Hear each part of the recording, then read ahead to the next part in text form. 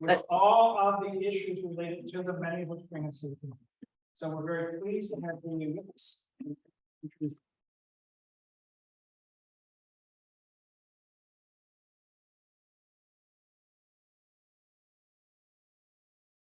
Thank you very much, my old friend Daryl. Can you hear me? Is that okay? Okay, great. So yes, my name is Julia Macfarlane. I am delighted to be here tonight. It's so great to finally be doing some in-person events for this campaign after a year of Zoom. So it's lovely to see you all. I just want to say a couple of things by way of introduction. First of all, I want to acknowledge that we are on the territory of Macfarlane, which was taken and never ceded, and to recognize that fact. And secondly, I want to say, I know there are going to be people in this room who have been under NDAs and have struggled with that. And I see you, I hear you. We're really trying to get this issue resolved. And I thank you very, very much for being willing to be part of the discussion, which I think will be a rich one tonight. There is an opportunity in Nova Scotia to pass the legislation that is going through in Manitoba and has already gone through and passed into law in Prince Edward Island. And we're going to hear some more about it tonight. It's a very exciting opportunity to create something that works to protect Nova Scotians from NDA in the future. I'm just going to take a moment. They deserve a much more fulsome introduction, but to introduce you to the 4 people who are going to add their remarks after I've done my introduction and before we open this up to everybody for questions and discussion. So, first of all, at the end, we have Suzy Hansen, the NDP Justice Critic, the MLA for Halifax Needham, correct? Yes. The caucus chair. And Suzy is the person responsible for bringing the legislation forward, so she's going to speak to you in a few minutes about that. Next to Suzy, we have Nancy Elliot of Stockton, Maxwell and Elliott. Nancy is an employment and labor lawyer. She also does work in administrative law, in human rights, and as a dispute resolution specialist as well. Very happy to have Nancy with us. Thank you. Next to her is Ron Pink. Casey, I have to be careful about that. Now, Casey, not Suzy. One of the founding partners of Pink Larkin, a very seasoned labor and employment law specialist, and he's going to be telling you tonight about his long experience of NDA hanging around in that area. And on my left here, Kristina Fifield, who is a trauma specialist with the Avalon Sexual Assault Centre. I'm very grateful to Kristina being here. She's worked a lot with the campaign already, been a tremendous supporter, and she has also brought a couple of people with her that she's just going to quickly point out to you. Yes, so there's some trauma therapists in the room, Karen back here and Pat and Sarah McGilvery as well, that can help out if anyone has any questions about our services or needs to step away for some support. So I hope that is registered by people, because sometimes having these discussions is difficult for people. We have a lot of others who are joining us online, but I think that those of you who are here in the room hopefully can be part of the discussion, and I'm really glad about that. So I'm just going to take a little bit of time to tell you something about the work that we're doing and how it got started and how it has gotten to this point. Fill you in on the background. I'm always delighted in any presentation I do to take questions at any time. However, tonight we're on a fairly tight schedule, and I want to get to these guys. So if you think of something that you want to ask, please just make notes, and you can raise it. We're going to try and make sure that we have plenty of time for people to ask questions and discuss afterwards.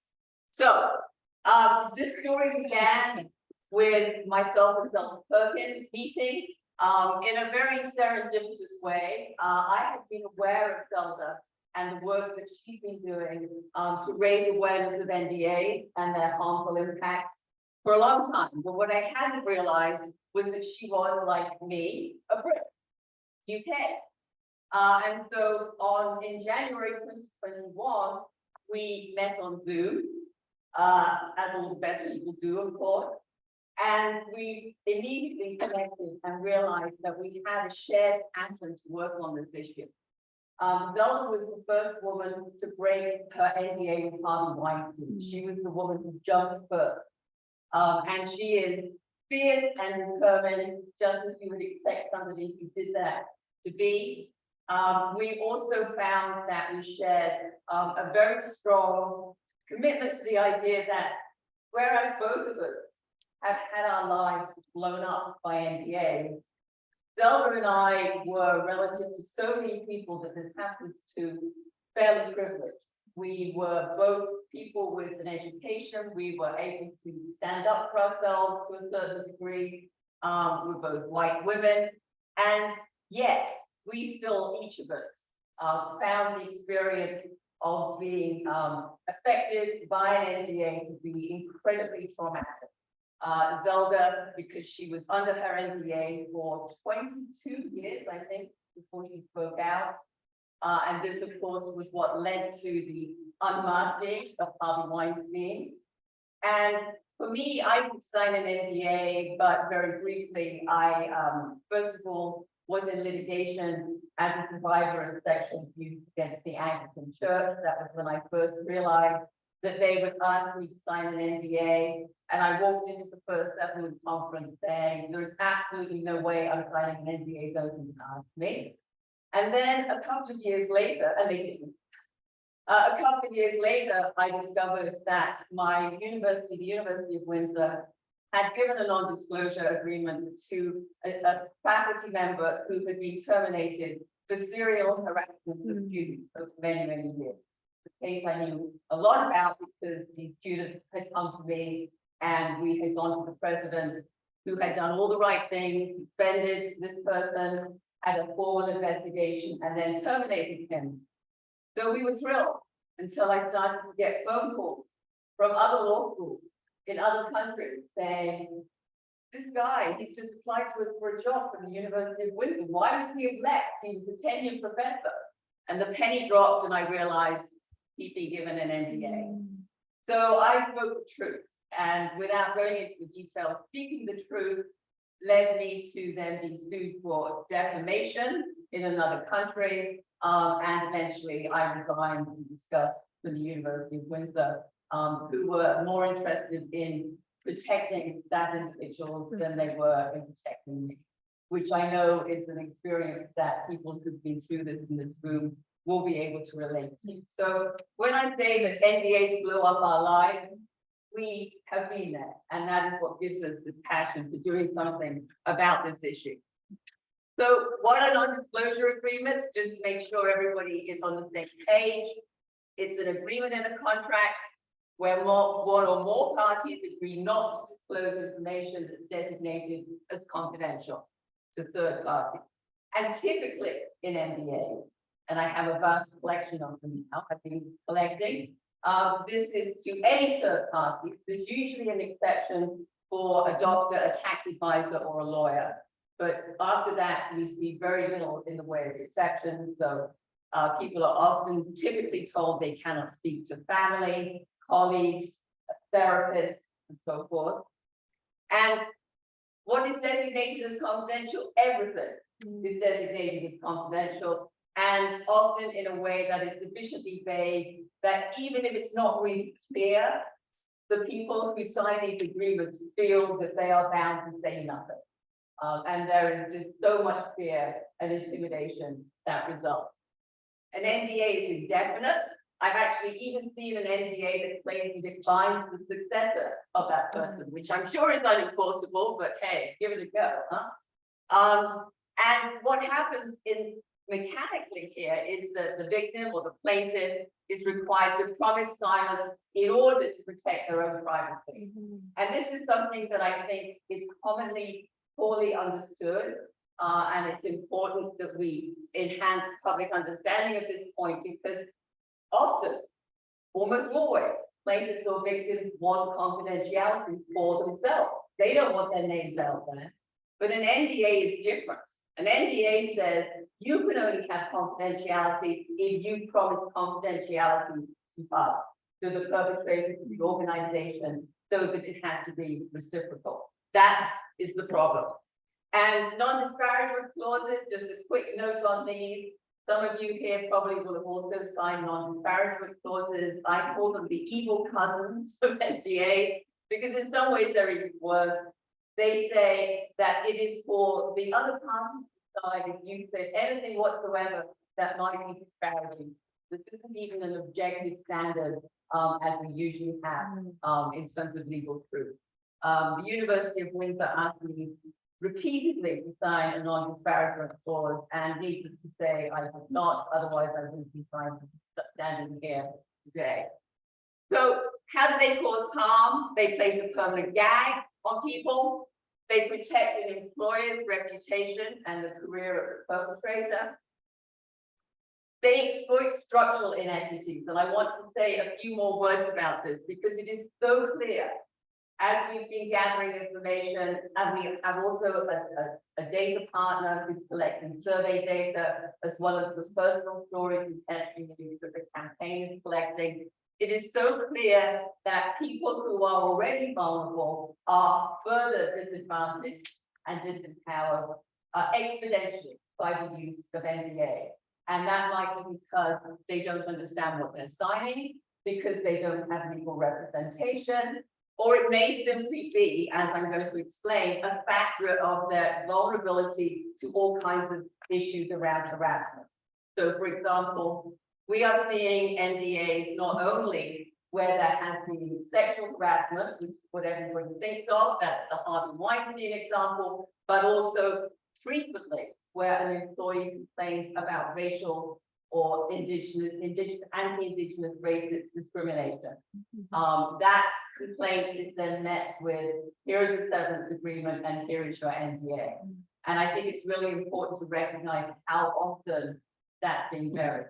And I mean, if you think about this, you know, we had the Me Too movement, we had the Black Lives Matter movement, people are being encouraged to come forward and speak about how poorly they've been treated and discriminated against and treated differentially. And then an NDA just shuts everything back under the table again, under the rug.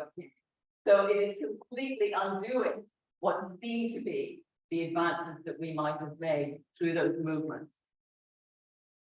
And the other thing that I suspected at the beginning, but we now have some data that we can rest this on, is that people anticipate that if they're going to complain at work, they will be asked to sign an NDA. They're correct to anticipate this because they probably will be. And we now have some data that show that 29% of our sample, our growing sample, have said that they did not file a formal complaint of harassment or discrimination because they anticipated they'd be asked to sign an NDA and they didn't want to. So we really are, you know, insofar as we're saying people should come forward, what we're actually doing is making it extremely difficult and extremely onerous for them to do so, and then they have to live with the consequences. So a few more facts and figures. I'm a dispute resolution, I have been for years, a dispute resolution professor, so 95% of cases settled. That's something that most people who don't work in this area don't realize, but they do. And that's been constant for about 35 years now, mostly because of how expensive it is to go through an entire trial process. And an NDA is now a default in many civil settlements. And I've had many practicing lawyers tell me that they believe between 90 and 95% of their civil settlements in any area include an NDA as part of that release clause. So it's just become a default. 1/3 of those experiencing harassment at work in our data report signing an NDA to resolve their complaint. 95% of them report mental health consequences, which I'm sure many of you can understand. And then this is where it starts to get very interesting. We now have data showing that Black women report signing an NDA at 3 times the rate of their white counterparts. So again, exploiting structural inequities in the first place. Oh, I thought there was another one there. There should be another one there because it says nothing's happening. Did you progress it for me? One back. Oh, well, never mind. I'll just say what it is and then maybe you can progress it for me, Emily. Ah, there it is. There it is. The missing piece. Almost 5 times as many women as men. Now, this doesn't mean that men aren't signing NDAs, but it is definitely an issue that differentially impacts on women. So, we go forward, yes. Okay. This is just one quote from one story that we have had submitted to us. There are almost 80 of these stories now on our website. They're all anonymized. And this, whenever I read this, I read to hide a part of me that needs to be healed. I live small because I feel I am not worth justice. That affects me every single time I read it because I think that it so well sums up what so many people feel. And, you know, people who sign NDAs tell us all the time, my lawyer said if I signed this, I could move on. In fact, it's the opposite, because you cannot move on without being able to speak about what happened to you. You can't move on if you have to bury it. And you can't move on, as so many people point out, if you can't warn other people. If what you're actually doing is facilitating people being moved on to a position where they can go on harming other people. And we know that that happens all the time. There's even an expression for it, the trash. So in our campaign, we are doing two major things we're trying to do. One is to increase public awareness of NDAs and how to recognize them, because we know that even with the best legislation in the world, people need to know what an NDA is and to be aware of it and to recognize it if they're presented with it. So we have a lot of information on our website that we've developed, and if you haven't been there, I would invite you to do so and to share it with people who you know are going through this experience. It has a lot of different pieces in there that will help you to recognize an NDA and ways to try to manage the negotiation process. And there is even a template letter there asking for a release. Zelda and I have this fantasy that one day we're going to have a release me from my NDA day where we will get tens of thousands of people to inundate their lawyers with letters saying release me from my NDA. Or alternatively, I think Zelda would prefer this approach. We'll just have them go on the streets and tear them up and jump on them. But, you know, it's so important to know what they are. So these are some of the things we're doing. We're working with a lot of community agencies and advocacy groups to get this information out. And if there are people in the room who would like us to give them a webinar or to work with them, please identify yourself. We've worked a lot with Kristina already and some of the other organizations here in Nova Scotia. And then legislative reform. We originally worked with a team in Ireland to bring forward a bill there to ban non-disclosure agreements. And Ireland is interesting because the senator who approached us was somebody who was very conscious that the results of the mother and baby inquiry, which was the inquiry they had in Ireland showing that women had their babies taken away when they were unmarried and they often died, those women signed NDA. And this created so much shock in Ireland that it translated into a public mood that was, we need to get rid of these. And so that legislation is progressing. It's going through at the moment. The government has said they will support it. PEI was the next place. Again, Lynn Lund in PEI from the Green Party came to us. There was knowledge on the island of a lot of NDA use, especially at the university, and there was sufficient, public pressure on the government that also went through on a non-partisan and party basis, what this legislation should be. We now have Manitoba, where the bill has been passed through second reading just a few weeks ago. It's an opposition bill brought by the Liberals, but we are really hoping that the government will adopt it. A number of you here have already spoken to me this evening about something that happened last week that was really incredible. Because after the second reading, a committee is people's testimony and input. This is how the legislative process moves along. We had the committee hearing in Manitoba on Wednesday last week, and because it's a parliamentary setting, their statements of proof. So they can't be sued for anything they say. So we got 20+ people to testify to the committee, and they could, for the very first time, talk about what happened to them and their NDAs. That is available. It's recording. I think if it's not on our website yet, it will be very shortly. It's incredibly moving. And what we really want is for that to happen here in Nova Scotia. The bill has been introduced, as Suzy will tell you, by the NDP. We know Angela Simmons was going to be here tonight.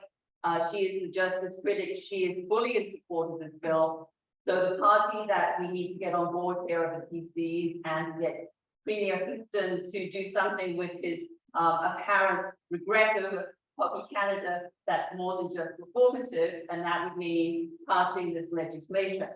And I think if you were to have a committee hearing here in Nova Scotia, you would see the same thing, that people will come forward and speak about their experience, and it will really create a public awareness and a public mood that this needs to happen. I've spoken about Ireland in England and Wales. We're working with government there, and we're also working with universities where NDAs are used very frequently. And we have almost 80 universities now, which cover almost 2 million students signed up to stop using non-disclosure agreements. And we've worked with legislators in Victoria, Australia, who also are now bringing forward legislation specifically in relation to sexual harassment. So this is what we've done in a year, and it's been kind of tiring. But very, very exciting and galvanizing. So here you have Bill 144, which is the bill that the NDP have brought forward. I'm not going to talk about this in detail in the interest of time. There is more information on our website. In fact, it's a very good infographic explaining it. The way that it basically works is that any enforceable NDA, once that legislation becomes law, would have to meet a whole series of conditions. It would have to be requested by the victim, which I can tell you, when people know that they could actually instead just ask for confidentiality for themselves, is not something that very many people want anyway. There has to be no duress. They have to have access to legal advice. They can waive it at any time in the future. I mean, this is a really kind of cunning little clause, because it basically makes it useless to have an NDA if somebody can waive it at any time in the future. And really, really importantly, no NDA can be enforced if it causes potential harm to third parties for public safety. And I can tell you that from the hundreds of NDAs I've seen now, I can't think of a single one that can meet all those conditions. And if this seems like a bit of a weird approach, rather than just say we're banning them, the reason is strategic, because most lawmakers only look at legislation for 15 minutes before they have to vote on it. And this basically sets out the arguments right in front of them. It can't be right to enforce something with duress. It can't be right to enforce something where it affects third parties. So it sets the arguments out for them. And we think that this is a sound approach. But there are many approaches, and any approach which gets us to our goal will be very, very welcome. So I'm just going to finally put up the website, our email, my personal email. You can follow us on social media. And I would really encourage everybody who wants to support the campaign to follow us. And also, I should say, we are self-funding this campaign. If anybody is able to make even a small donation, we would really like to be able to employ someone to help us a little bit. It would be wonderful to be able to do that. So that's my final one. Thank you very much.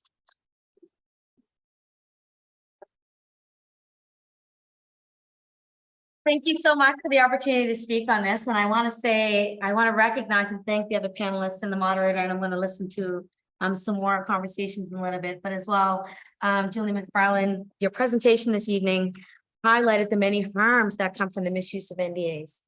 and as well the work that the Can't Buy My Silence campaign has undertaken.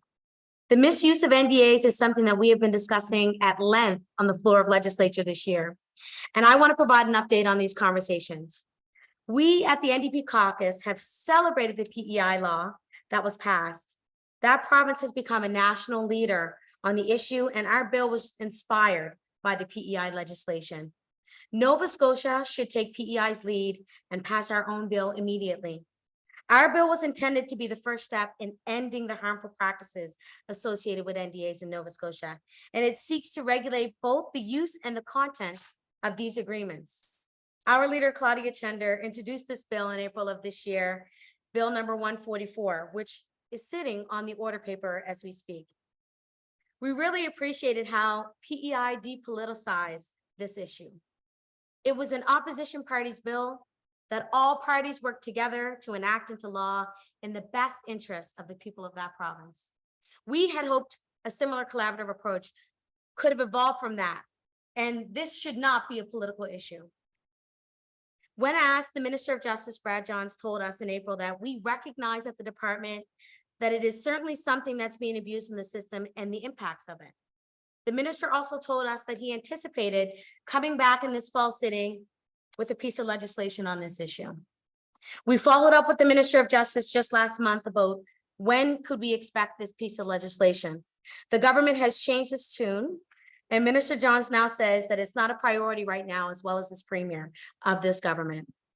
They have adopted a wait and see approach that we don't agree with, an approach that is allowing the harms we've heard about today to continue. We, as an NDP, will continue to apply pressure on this government to push this much needed legislation through so we can end the harmful practices associated with NDAs. So I thank you so much for having me here.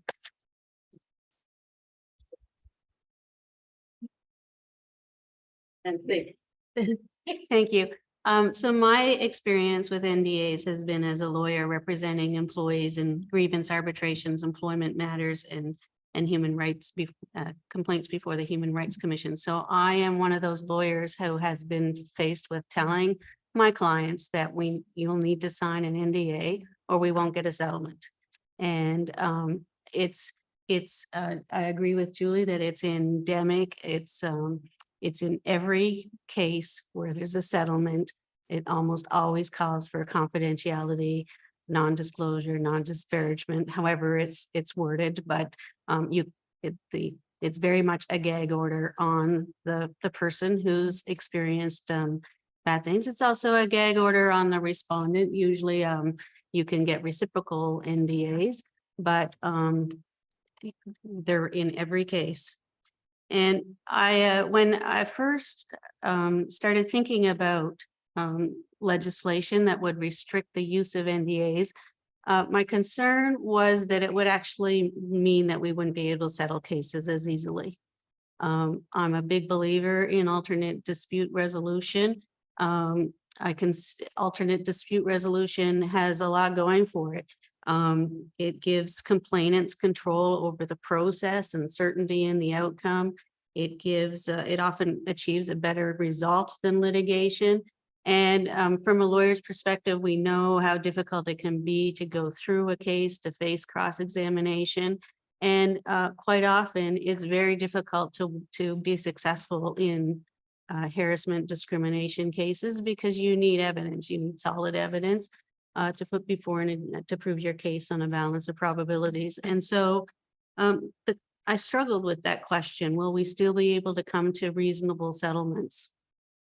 In the end, in my view, the restricting the use of NDAs far outweighs the having NDAs, using them as a bargaining chip in settling private cases. First of all, most cases when they're settled also include that there's no agreement on the facts, or that there was wrongdoing, or that there was liability. And so when you go away from a case, neither side can say I've proven my case, or I mean, there's all sorts of reasons for settling. All you can say is I got an agreement. It doesn't mean that that an NDA an NDA taken out of that equation doesn't really leave the parties in any better position or any worse position. And so settlements can still be achieved. But secondly, and far more importantly, if restricting the use of NDAs is going to prevent even one more victim, even one more client having to come forward and fight these cases, then it's worth it. I mean, one more, if we can avoid another Harvey Weinstein or another Hockey Canada, then that interest far outweighs any interest in being able to reach agreements in private settlements.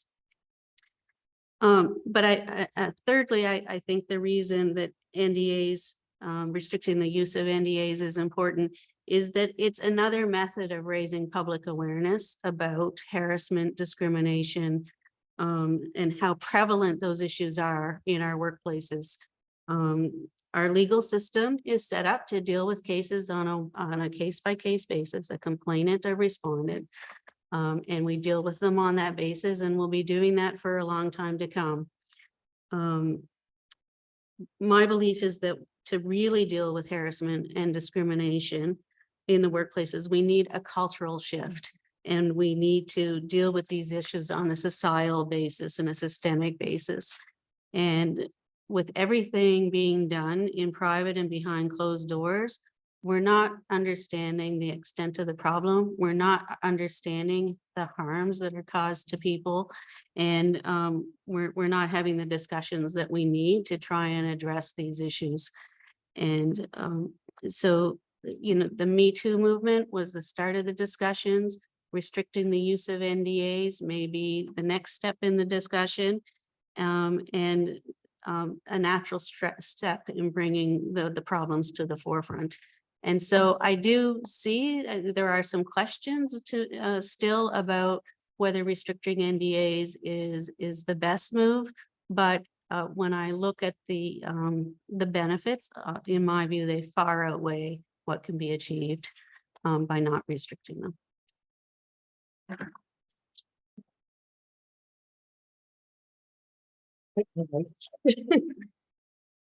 Mr. Pink. Thank you. Thank you all You for want to being. pull that microphone a little bit closer? So we can hear your boom. Thank you for coming. I'm so impressed that 75 people want to come out on a rainy Monday night to talk about this. It's very, very good of you, and I'm overwhelmed. You don't hear me, of course, but the fact you show interest in this issue. I come here, I don't know why, but I can tell you a story. It's exactly November 7th, 2012. I was involved in a case in PEI where a very senior university person and a colleague claimed that they were sexually harassed. And they filed a complaint with the Human Rights Commission, and we were about to go through the process. And there was an offer suggested actually by us to see if we could find a way to meet it, just as Nancy suggests, you want to find a solution rather than go through the whole mess. And so we did. So we spent a couple days in mediation, and we came to a resolve. And the resolve was money being paid to the complainants, and general damages, special damages, and other things from that cover their losses, and it had an NDA. Now this goes back 10 years ago, so this is almost in legal terms old ages, and the NDA was quite standard. I mean, like I represented them, and I take full responsibility for saying, just as others have said, if we don't sign the NDA, part of the whole deal, they're not going to get the money. So what do you want to do? Do you want to litigate, or do you want to go home? And so the answer is, well, let me get out of here. I don't want this. This is killing me. This is horrible. I hate this, and I just want this all to stop. So they signed. It wasn't a big consideration because it was to me, was just de rigueur, right? But to them, they were fine with it. They thought it was standard, and it was standard. It was standard everywhere, and virtually every settlement that we talk about in every employment situation. There's almost always an NDA where some money's being paid to somebody because the person paying doesn't want everybody else in the world to know they paid this person off, so shut your mouth. That's really what it is. But so the perpetrator of the sexual harassment, who shall remain nameless, you can all guess, continued on his way. My two clients eventually left. The workplace couldn't stand it, felt ostracized, went to meetings, sat in a room, and the whole meeting went to the other side of the room and left the complainant alone by herself. Didn't get invited to conferences. So the word got out, right? That she was a complainant, right? And something's wrong, something's amiss. And so her career got tanked. Another person just couldn't stand, had to leave as well. So, and they went off and started new careers. Very difficult because, starting a new career is never easy. Certainly when you're, I was going to say middle-aged, but in your 40s and 50s, it's not easy. Anyway, they did that. So that went on for all these years. Meanwhile, the perpetrator stayed in place. And the perpetrator continued his harassment of women. He was, the word serial, prolific. He was so good at it. He harassed these women, and he had a litany of them. And there was a saying in the workplace: if you're not in favor with him, however you incur the favor, don't expect to have any progress in your career. And he did things which were just awful. So it was a Saturday last year in December, and I got a call. And this lady called me and said, I have a problem. Yes, what can I do? I said, I worked at this institution, and I worked with this person. I said, tell me, he said, I'd like to go on a trip with you and walk by the river in the moonlight. She said, you weren't in the room. No, but that's what he said, wasn't it? Yeah, how do you know? They're all bastards, the whole lot of them. They're mean, they're ugly, and they have the same shtick. And to this woman, she was a single mom with 2 grown children who was dependent on the job to raise her family. And she depended on this schmuck, forgive the better poor language, this guy, to get ahead in the institution. And she needed his approval. And he harassed her and did awful things to her that to this day bothered her. Okay. So I said, so we got to go in, and I tell the university, and I tell the employer, and lo and behold, they acted very quickly, and he was gone. So the employer says, we're going to do an inquiry. They hire one of the best people in the country to come and do this inquiry, do a study and make recommendations and do an investigation into the allegations of my client. So when we're talking about it with the investigator, I said, well, 10 years ago, this same thing happened. Really? Yeah. So I told the investigator the story, and she said, well, I'd love to talk to them. So I call them up and say, hey, the investigator wants to talk to you. They say, yeah, Ron, we'd love to, but we have our NDAs. I said, don't worry about it. They said, well, just get the employer to waive the NDA and we'll be fine. I said, well, and I looked at it. I said, not only the employer, but the harasser also is on that NDA. You made the contract with the employer and the harasser. And they said, so the employer said, yeah, we'll forego or waive our NDA, not a problem.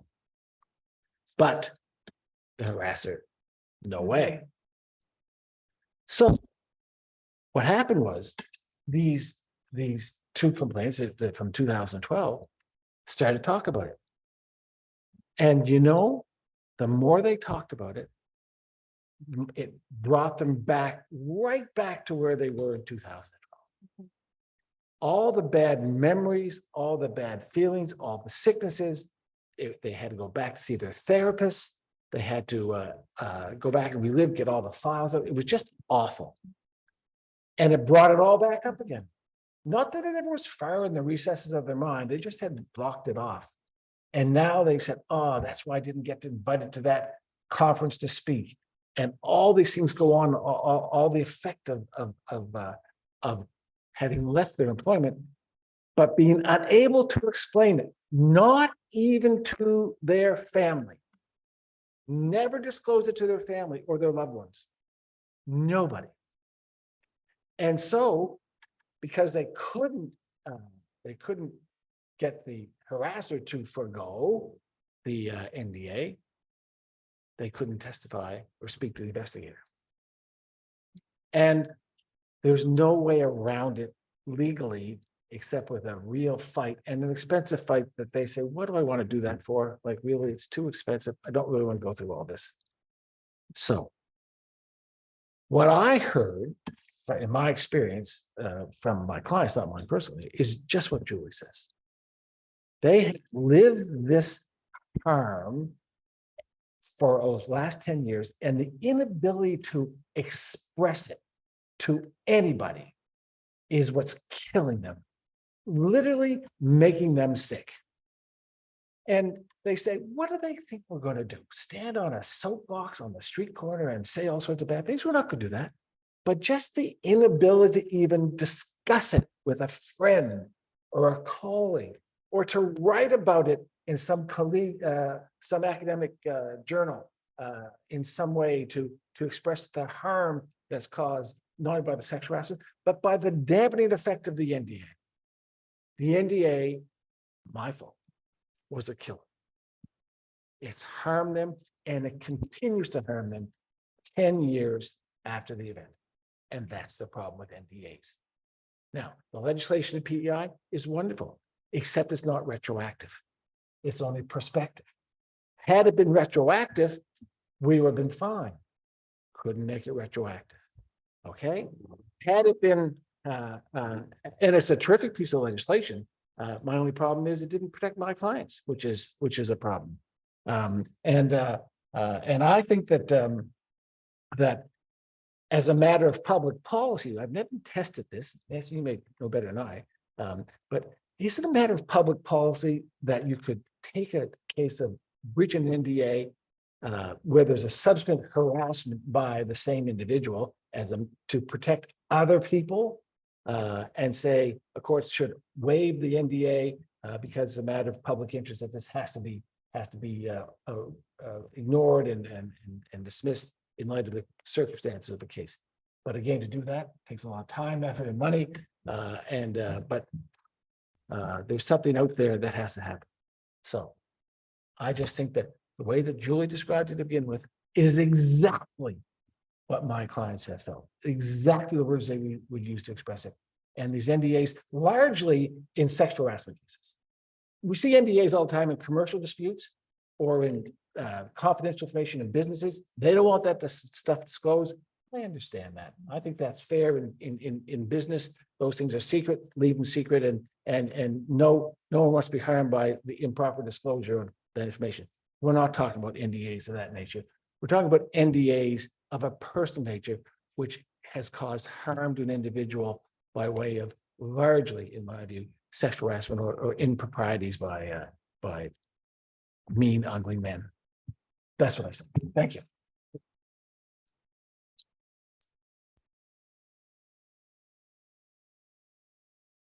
I especially appreciate you speaking like this, Ron, because I know you have lived and worked with NDAs for a long time. So what you have said is very important, I think, to move this forward. I'm going to now ask Kristina for her to make her remarks. Thanks, Kristina. Hello, everyone. Thank you, Julie, for having me tonight, and thank you for everyone on the panel and for everyone in the room who has been showing up for these important conversations. And also to all the survivors that I've been working with, individuals I've been meeting and learning from along the way.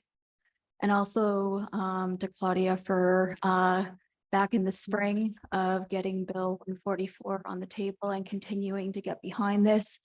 And Suzy for everything you did last week in the House and calling out the necessary changes and continuing to move this along because it's so important. I know some people arrived late. I'm just going to remind everyone that we have some individuals, my colleagues from Avalon in the room. If anyone's needing to step aside, needing some support, we'll also be sticking around afterwards if anyone wants to check in. And you can get up and just take care of yourself. These are difficult conversations. I've been working in the field of gender-based violence for the last 13 years. And I was reminded 2 weeks ago in all the conversations I've been having around this issue and many other issues in our province around gender-based violence is that the abuse of non-disclosure agreements is a gender-based violence issue in our province, and our leaders need to be prioritizing this now, and action is required. When we minimize, normalize, and fail to address violence, our communities and individuals are not kept safe. Too often, and I just got out of 18 months at the public inquiry as a participant. And what I can say is being a part of a number of roundtables with experts, leaders, individuals from the heads of RCMP, people informing policy, that people continue to use the words that these are isolated incidents in workplaces and that they're not serious incidents. And every time I hear this, whether it's through policies at universities or within the RCMP and police, I just have to ask everyone, what acts of sexualized violence is not serious? Because no one can answer that. And I think that society overall needs to stop minimizing sexualized violence that's happening in our province.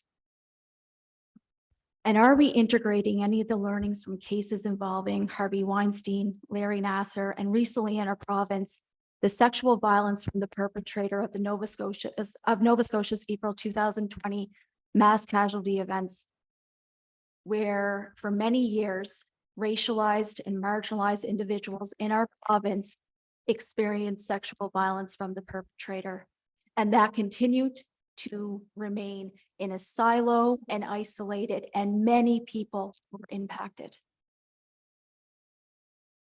Part of the cultural shift that is required is that perpetrators of violence need to know that actions have consequences. The abuse of NDAs in sexual violence and harassment cases allow a continuum of violence to exist, and too often there's no consequences for perpetrators. And too often in institutions where people in positions of power are perpetrating sexual violence, these individuals are often promoted in their workplaces, and there's no accountability.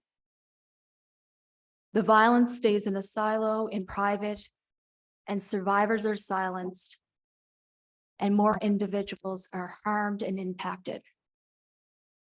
I want everyone to try to acknowledge just how harmful NDAs are for survivors and victims who have experienced sexualized violence. I want you to then think about living with the fact that by signing an NDA, you're not sure who the perpetrator's next victim is. And I want you to acknowledge and imagine trying to carry that with you each and every day. And then how isolating this experience is. Brad Johns and our justice minister said he doesn't believe that NDA agreements or NDAs should be used and misused in this way. However, the reality is that they are being used this way. And we know this from individuals that continue to speak and talk. We know this is happening. And we also know that there's a lot of people that don't speak about it because of how non-disclosure agreements are set up, where people are going to be impacted if they do speak. I was hoping to see both Brad and Tim in attendance tonight so I could tell them just how harmful NDAs are. And from my work in working with survivors and then other individuals I have met along the way in doing this work, and that under their leadership, action is required. Non-disclosure agreements prevent survivors of sexual violence from moving on from their traumatic experiences and left further being impacted by systemic abuse. The use of non-disclosure agreements contributes further to secondary wounding and institutional betrayal impacts. The misuse of NDAs silence survivors, which has a significant impact on their healing from trauma. Too often, NDAs result in survivors finding themselves in constant fear of accidentally breaching the terms of their agreement and at risk of being sued. The harmful impacts intensify trauma-related symptoms and trauma responses and have long-term impacts on the body, brain, and mind. Survivors are left with distressing personal and professional outcomes by signing away their human rights to speak. In my work with individuals that have been impacted by sexualized violence, this process is silencing them, and that has long-lasting impacts long after the settlement agreement has been signed where the NDA has been used. This creates a situation where a survivor and victim can experience chronic hyper and hypoarousal. The impacts that occur after a survivor or victim signs an NDA impacts their safety, control, trust, and dignity. This directly impacts an individual and their window of tolerance and results in a survivor feeling isolated. It impacts their interpersonal relationships, their health, and intensifies in some situations chronic pain. It continues to create an environment where the nervous system cannot maintain regulation at times.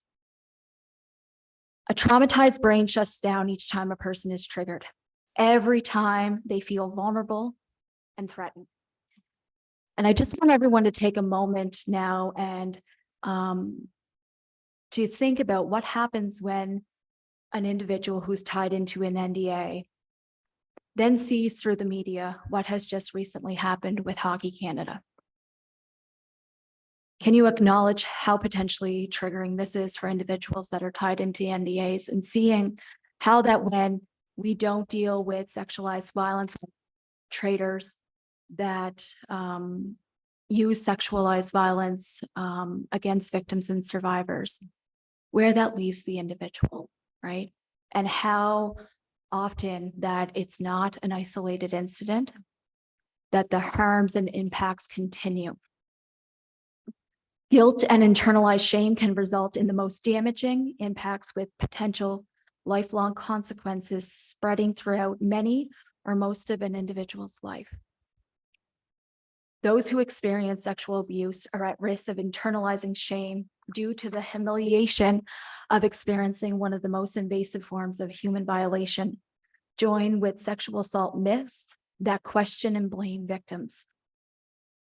In my work, the secondary wounding impacts in some cases have more devastating impacts than the original acts of sexual violence.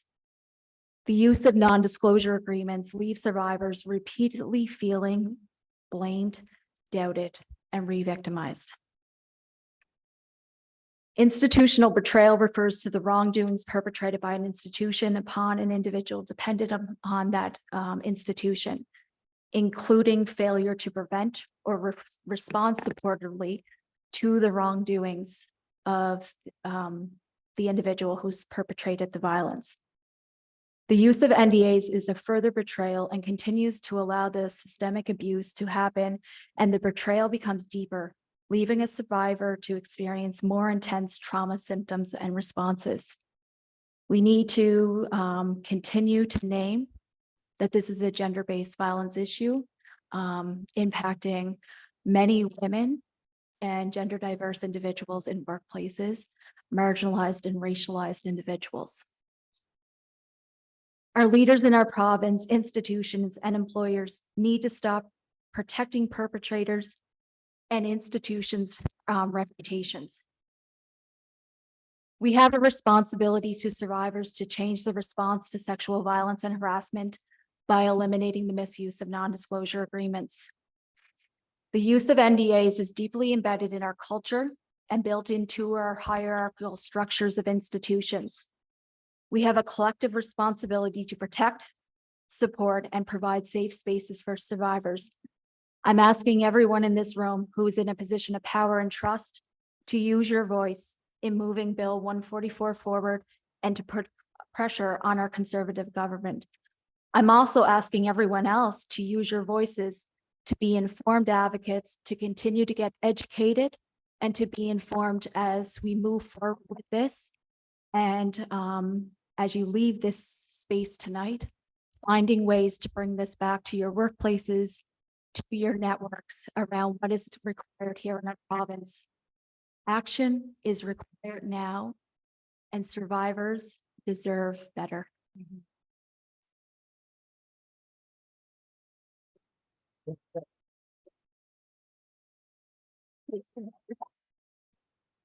Thank you very much. For you. And I just want to reiterate, this is an upsetting conversation. I'm going to say one, quick response to what we heard, and then I'm going to actually ask Claudia to kick off with our conversation. I think that will be again. One of the things that I think gets misunderstood, and Nancy referred to this in what she said, is that without NDAs, we won't be able to settle cases anymore. And as someone who has studied dispute resolution for 40 years, this is really infuriating because it is obviously not true. We've had settlements at 95% for 35 years. It hasn't changed. The state of California prohibited NDAs for sexual harassment in 2018. Are all those cases now not settling? Well, guess what? It's just the same. It's just taking one of those toys away in the bargaining process. And this is an essential one for us to take away. I want to just respond to what Ron said about retroactivity, because I always feel when I talk to groups where there are people who are obviously under NDAs, that I want to do more for you. The challenge we have, and Claudia can probably address this when she speaks in a moment, is that it's really, really difficult to get retroactivity in legislation. Very, very difficult to persuade legislatures to go back and change the law from before. It's possible. There are 15 US states now that have NDA legislation, and 2 of them do have retroactivity. That's something that we have to figure out. Is it possible? Because obviously there are people who are going to still be feeling intimidated and silent, no matter what it looks like going forward. Although I know all of you will want going forward to be different. I know that too. And finally, I just want to really reiterate something that Kristina just said, which is that for many people who've experienced sexual violence, it is the silencing and the betrayal that is even worse. As a survivor of sexual abuse and rape myself, I have to tell you that I wake up more often in the middle of the night thinking about the NDA experience that blew up my life and what all that means for people's complicity in silencing and covering up wrongdoing, far more than the things that happened to me earlier in my life. And I think that I really do understand when people say it's the silencing that actually leaves the lasting scar. So I'd like to just call on Claudia. We're going to have questions. I can see people who already have a comment or a question, but I want to just ask Claudia to go first because it is in her hands and Suzy that the bill now is. So Claudia, would you like to say a few words?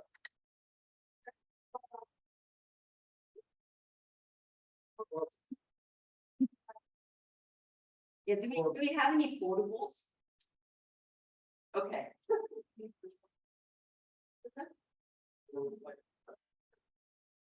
Here,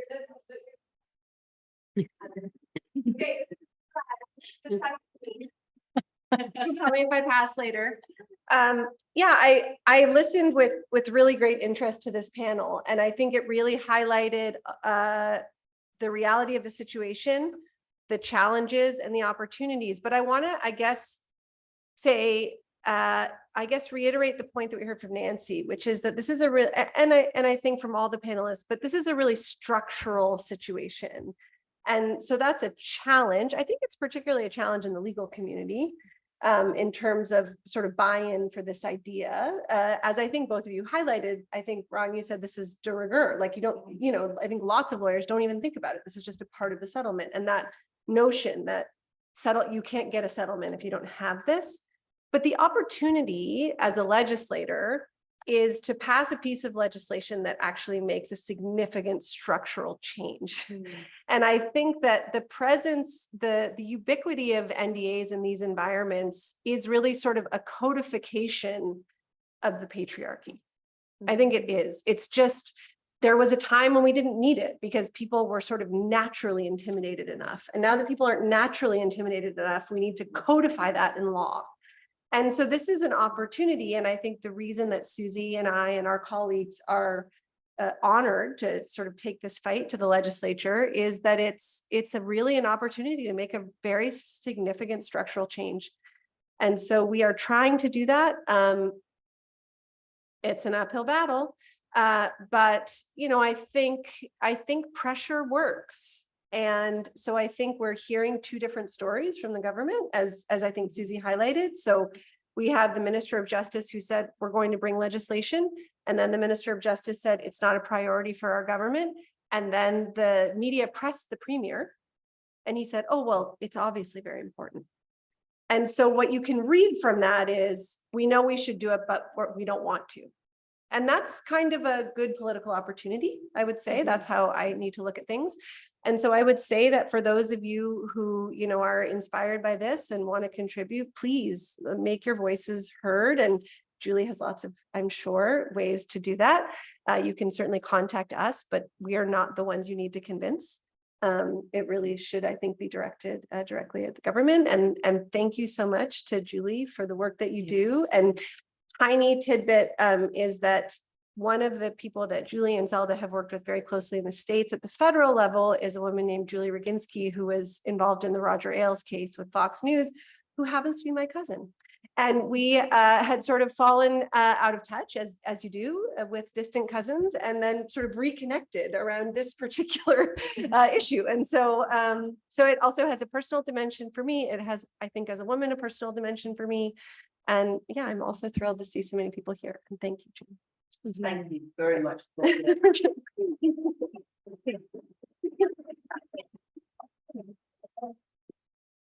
going to suggest that anybody who wants to make a comment on the question, you can direct it to one of these folks in particular, in general, we'll figure out who might answer it.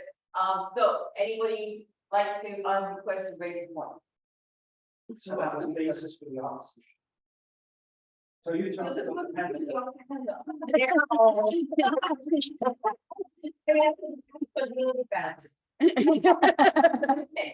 Go ahead. So what's the basis for the opposition? What do you have? Yeah. Is it just that? Well, we are left to speculate because no reason has been given. And so that's why I would make such a sweeping statement. The rumors, of course, are that there are people who don't want this change to happen. I think, I get asked this question by the media all the time. What's the opposition? And what I say is, well, I think in part it's a big cultural shift. Mm-hmm. And I think when you're asking for a big cultural shift, people naturally are resistant to change. And that's why I sort of single out the legal community. I think there are people with very good intentions in the legal community who are nervous about what this would mean, this shift in practice. But that can't be it. And so the truth of the matter is, I don't know, but I think that if we take the evidence given tonight that these are ubiquitous, that many, many, many people have signed these, that many powerful people have signed these, then, you know, I have no evidence that there is anything untoward happening, but we are left to wonder or speculate if there are, you know, people who don't want this to pass and who are, you know, making that voice heard more quietly. Yes, maybe. So does that mean that if we just, remain silent, then they will sweep it under the rug, and the way not to remain silent?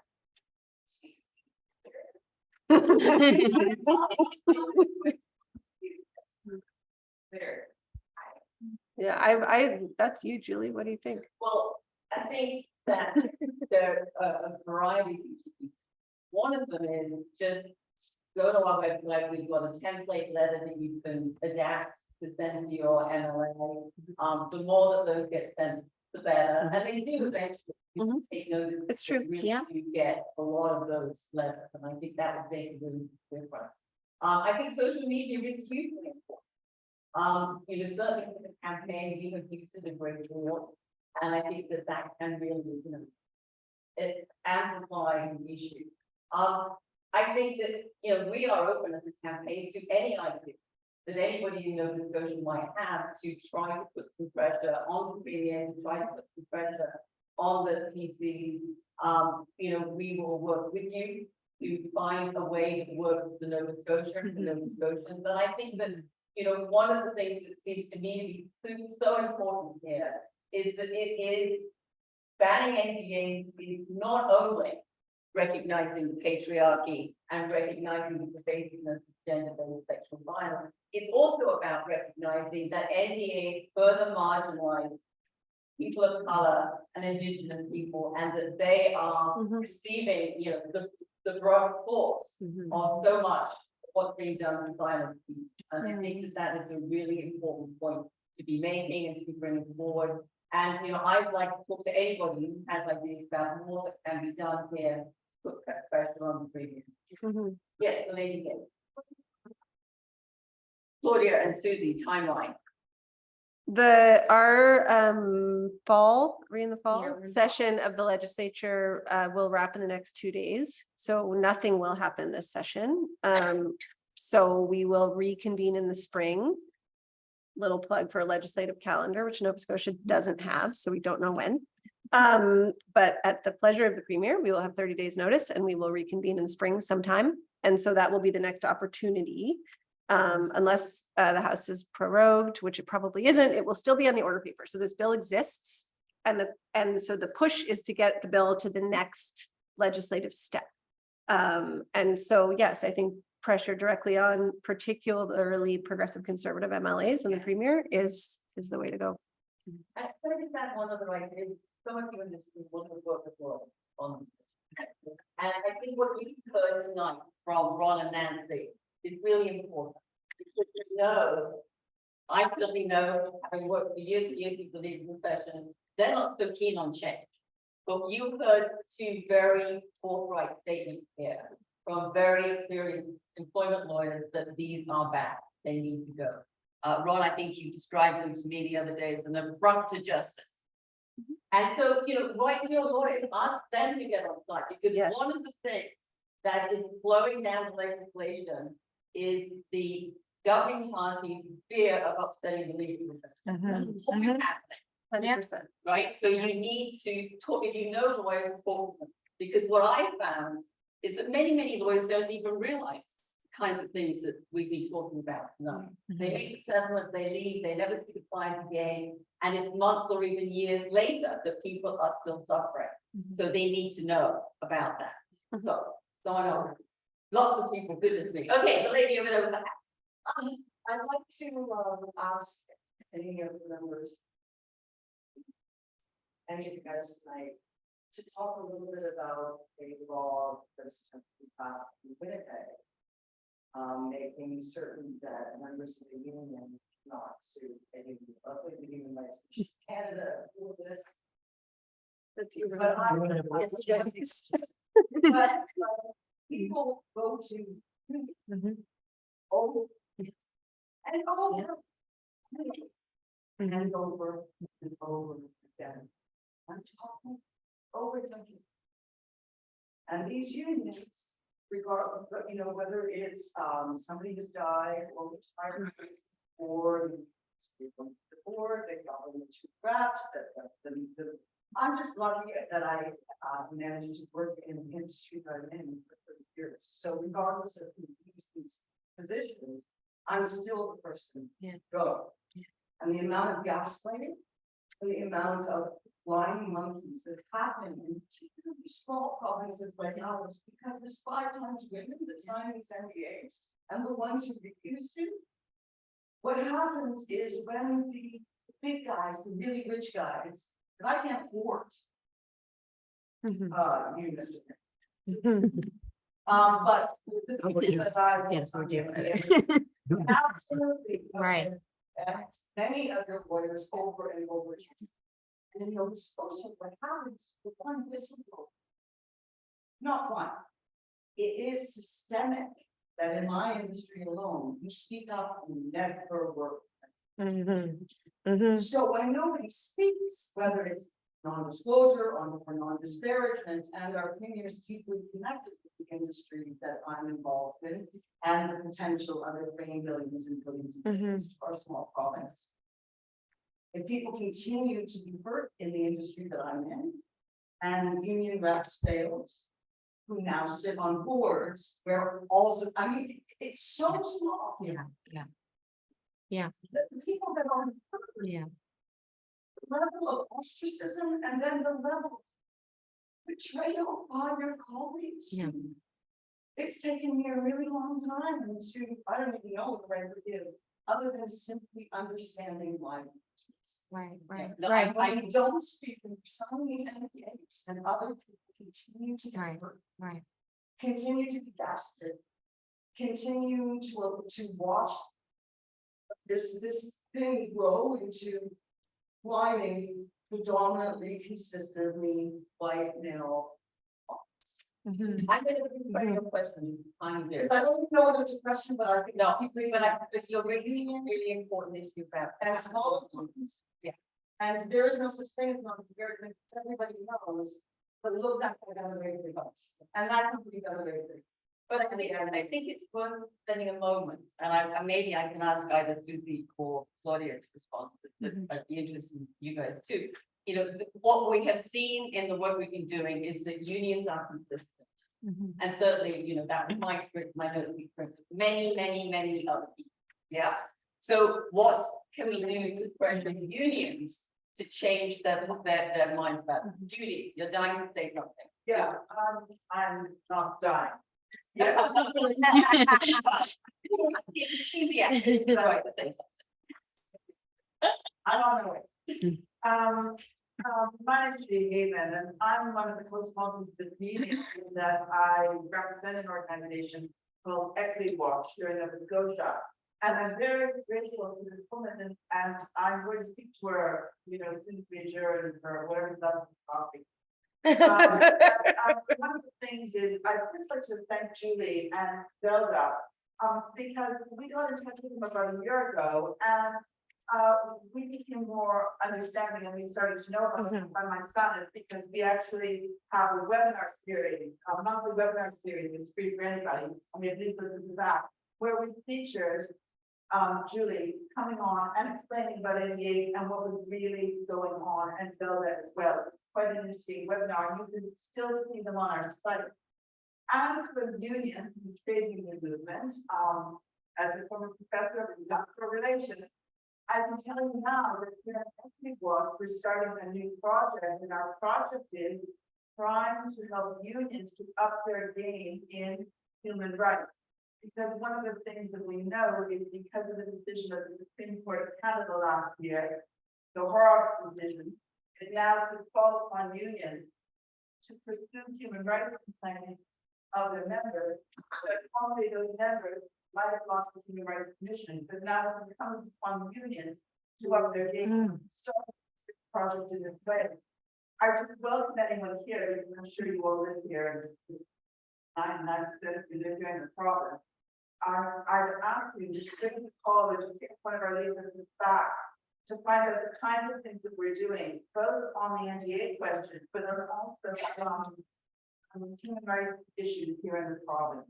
Because it's not strictly on NDAs that we're active, but we certainly would like to know and would like to help you in any way that we can. We're not a council agency, but we might be able to help you politically. Thank you, Judy. You want to do something about union? I'll just really quickly say that, I mean, take it for what it's worth, but the Nova Scotia government's, the NSGEU has publicly endorsed this campaign. They have written editorials. Now, whether the practice meets the endorsement, that's an open question, but I think it's a good sign. And I think it's not different, you know, than the pressure that needs to be brought to bear on the government, as Julie said, which was a helpful additive, I think, to the conversation. The government is keen to be on the side of the legal community in the province. The government's a little less keen to be on the side of the union movement, but understands that it is, you know, important for them to be on side where possible. And so I think the more voices that support this, the better. It's cultural change, just like it is, you know, across the spectrum of users of these kind of agreements. But that's all. That's the only information I have, is that I know that the NSGEU has publicly endorsed this campaign, which I think is a good step. But it's a good note to us to engage that conversation directly with some of the folks that we are connected to. We are working with them. Great. We have time for one or two more. Okay, the lady back there with the yellow shirt, and then the lady over here with the mask. I mean, every, but you know, the jacket. And then we wrap up. Go ahead.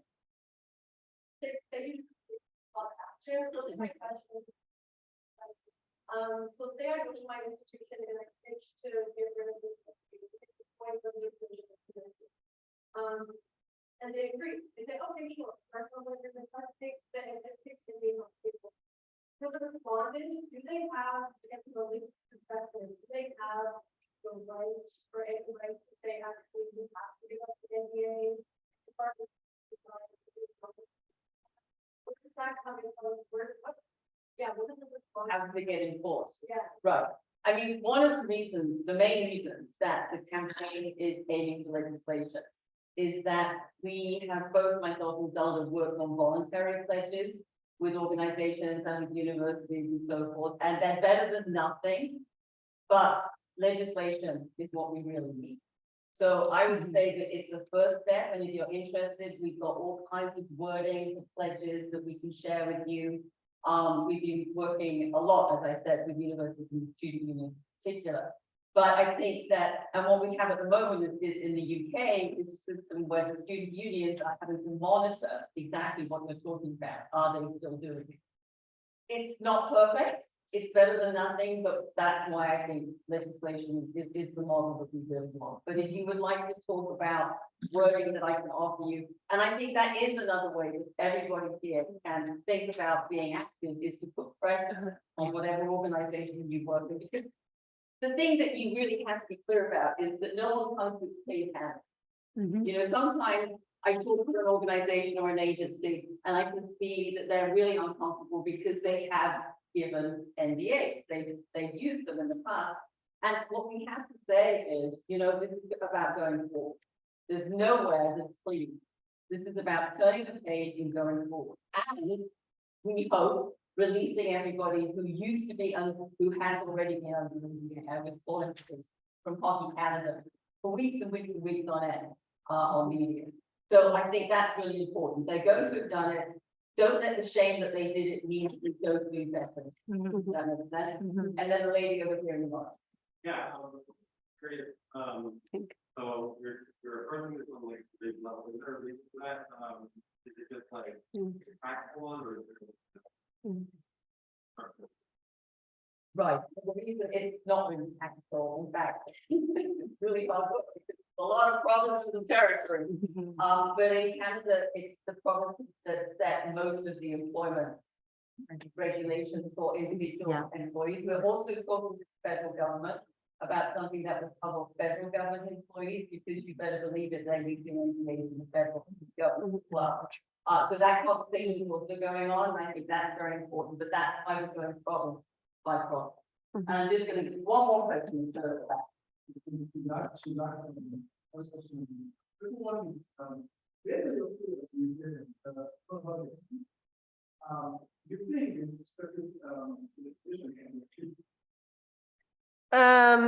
Did you would, hear the question? yes. So he's asking based on what is our feeling that the legislation can be achieved? Is that right? A retrospective. Oh, the retrospective, thank you. Yeah. Yes, for bringing that back. I mean, I think we have to work on the forward-looking legislation first. I mean, I don't know if either of the, of Nancy or Ron want to speak to retrospective legislation. But I think we haven't even. They're looking pretty silent. We haven't crossed the threshold yet of even having buy-in on the bill as it stands, and that would be a significant further step. So right now, it's an uphill battle, is what I I would mean, say. our strategy is implemented, but I would say one of the, which is that if we can succeed in Nova Scotia and getting NDAs go forward, unenforceable, it will look so terrible for somebody who tries to enforce an order. That's right. I'm not saying it will Right. never happen, Yeah. obviously, Right. no guarantee. But what we're trying to do in this work is make it look really, really bad for the right. I think what legislation that's going to be made. I hope so. Now, I know it's 7:30, correct, because you waited. Yes. Right? Where was it supposed to be done by? There's still people who want, okay, one more, and then we have to let everybody go home.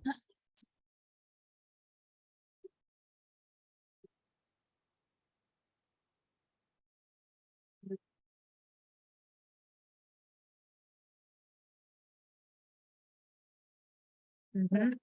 Mhm.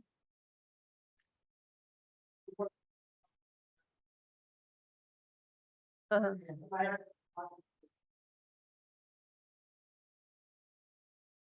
This is like a pop quiz. So, yeah, so adding psychological harm as an enumerated ground under the labor standards code, is that right? Is that the bill? Yeah. Pardon? Occupational health and safety, that's right. Thank you.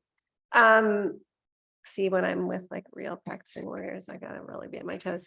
Yeah, I mean, all I can say is like this bill, this is, when we put forward legislation as the third party, we send it into the world with a hope and a prayer, and then we do our best to raise awareness and galvanize public support. And before we put those pieces through, do a lot of research and try to find, things that we know are important to champion and that need to be in the public square. And so that's another one of those bills. We have not gotten uptake, but we are continuing to press that, and Kendra is continuing to press that as our labor critic. Thanks, Claudia, and I'm just gonna let Kristina have the Yeah. last word. I'm just gonna add something to this because I think this is really important. And it comes up all the time around these cases involving sexualized violence happening in workplaces. Just for when you're bringing stuff back to your current workplaces, relying on the occupational health and safety, violence in the workplace, and exactly what you're talking about, adding this, it's so necessary, but making sure, because everyone continues to say these are isolated incidents, you do have rights, and employers have a responsibility under occupational health and safety and violence in the workplace. So for moving forward, we can't fix the past, but this is another tool that can be used in navigating this. And this is really important to make sure that the violence and the abuse does not continue to take place. And your employer has a responsibility regardless of these non-disclosure agreements being used. And that is every person's right in this province being in a workplace working. So I just want to highlight that. It's really important. Yeah. I'm gonna wrap this up. We are out of time, but I just want to say a huge thank you to everybody on this panel.